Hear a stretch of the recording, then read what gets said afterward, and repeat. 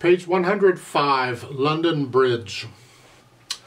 We are at a point in the book where things are starting to get even more interesting, as if they're not already. You've been in a nice neat 5-finger position, except when you have like a 7 chord where you've got to spread out a little bit, or a 4 chord where you spread out a little bit. We have moved the left hand around a little bit, and when we go up an octave or whatever, we're moving the hands a little bit. But now we're going to start gradually getting out of this 5-finger position thing where the notes are liable to be anywhere, and you're going to spread the hands out a little more. You just do whatever the music tells you to do. Usually they'll give you finger numbers to help you out on those spots where it's not sure what you need to do. The book tends to overdo that a little bit, but yeah, okay, we'll deal with it. So let's look London Bridge over and see what's going on. It's 2 lines long. It is repeated. We're going to play it twice. Treble and bass clef. It's 4/4 time all the way through here. It's not changing.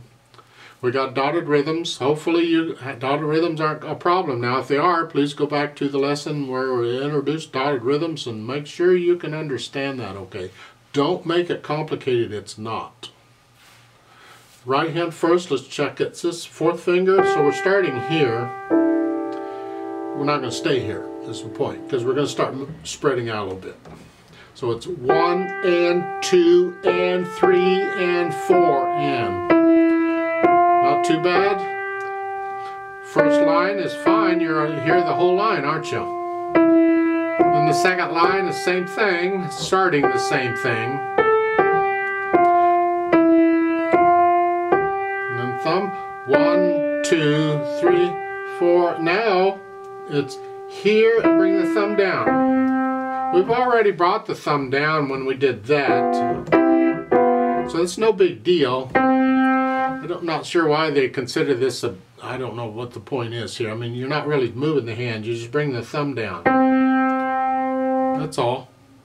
Left hand, you just got the chord. C chord, that's tied forever, and then the G7 chord, C chord, put the hands together. Here, 1 and 2. So you go through and put the hands together. Now in that last measure where you're here,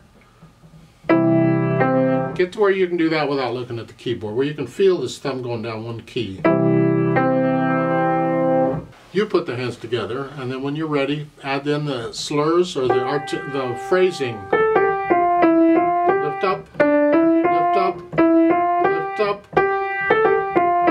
lift up. Just lift up a little bit.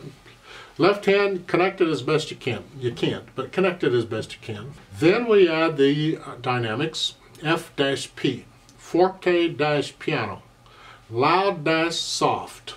First time you're going to play it loud, second time you're going to play it soft, and it is the melody. The chords are going to be soft all the time. Loud, whatever you think loud is. And then the second time is soft, the chords got to be super soft. How soft can you play these? Get the notes down at the same time. It takes practice to get that. I'm encouraging you to keep working on it. It'll come. You get better at it. Then speed. Well, brightly again. I consider it fun.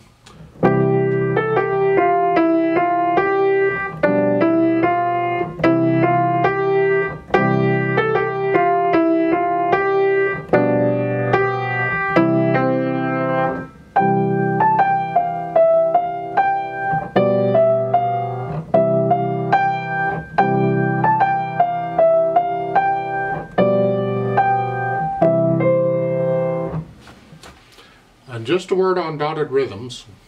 You'll notice in the last measure there that it has a quarter note and a dotted half note. It's a dotted rhythm, but the short note comes first.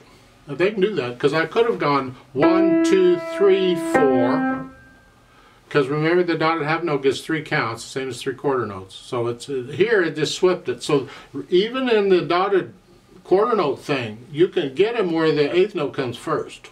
It's a 1 and 2 and 1 and 2 and 3 and 4. So it's just like some songs do that. So just be aware it can be either way.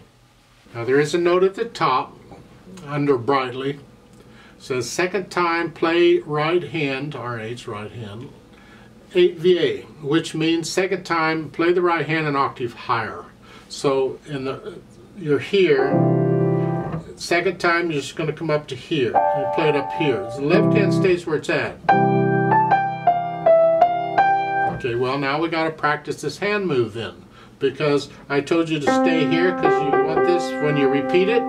Well, we don't want that note. We want that note. You lift up and move. No rest, just lifting up at the end of a phrase. Lift up, well, lift up and move.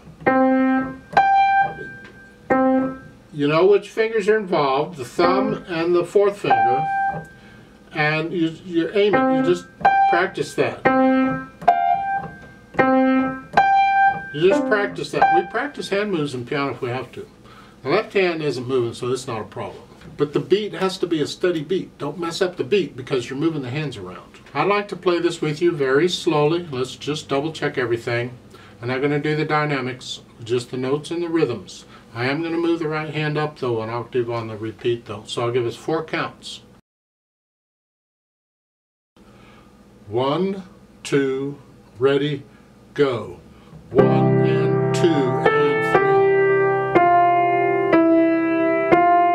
3 and 4 and